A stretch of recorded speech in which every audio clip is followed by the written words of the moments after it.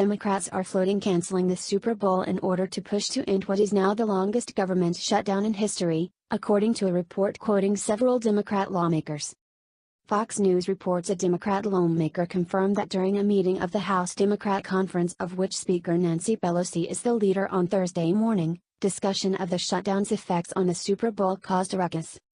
A House Democratic caucus meeting was roiled Thursday morning after one representative floated the possibility that the ongoing partial federal government shutdown might affect federal authorities' ability to secure the upcoming Super Bowl, Fox News chat program and Gregory reported.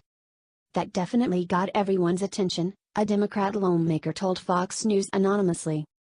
Another Democrat lawmaker told Fox News anonymously that canceling the Super Bowl would definitely lead to the end of the government shutdown.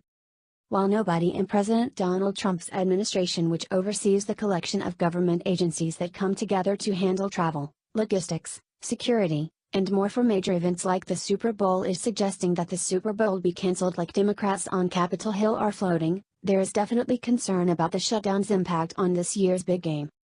A report from NBC News details how not just air traffic controllers at Atlanta's Hartsfield-Jackson International Airport will be working without pay, but so will officials at many of the other agencies involved in helping secure the Super Bowl. If the shutdown, now in an unprecedented 27th day, continues, the federal employees charged with overseeing security at the event will also be working without pay. The Department of Homeland Security is heavily involved with keeping the event safe from terrorism and other threats, working with the NFL, FBI and local law enforcement agencies. That includes personnel from the Secret Service, Customs and Border Protection, Immigration and Customs Enforcement, and the Federal Emergency Management Agency. All of those agencies have been hit by the shutdown, as has the FBI. The Fox News report details just how intricately involved federal agencies are in protecting the Super Bowl. Super Bowls, including last year's game in Minneapolis, typically are designated at Special Event Assessment Rating Level 1 and involve tight coordination between federal, state, and local law enforcement. The Department of Homeland Security, DHS, rates Series 1 through 5, with Level 1 indicating the most risk. A DHS rating of Series 1 is just below that of a National Special Security Event, a designation for major national or international events that face the highest potential terrorist risks. At last year's Super Bowl, roughly 30 federal agencies, including the FBI, Secret Service and Immigration and Customs Enforcement, ICE, were on hand, as well as cybersecurity officials. That's not all.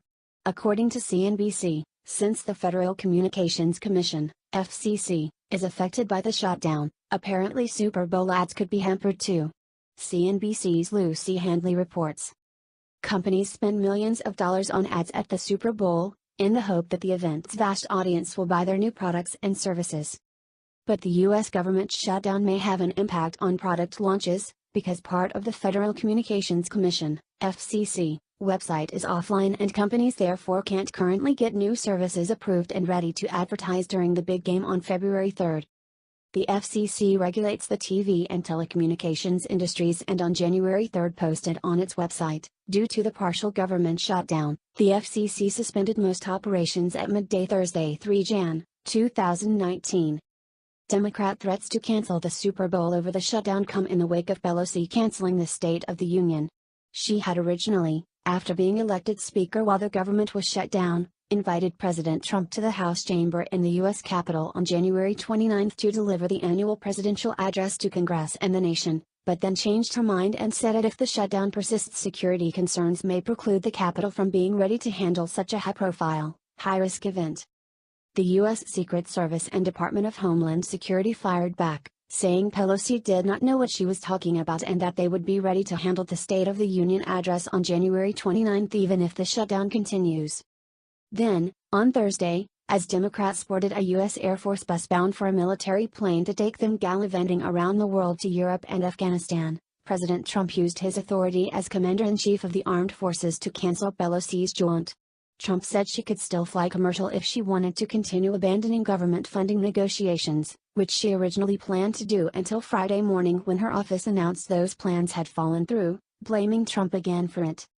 Pelosi and Senate Minority Leader Chuck Schumer refused to provide the Democrat votes necessary to reopen the government because they are adamantly opposed to any kind of barrier along the U.S. border with Mexico. Pelosi has even called the wall, like the one President Trump wants to build, immoral, but she and Schumer are having difficulty holding Democrats together against a barrier on the border.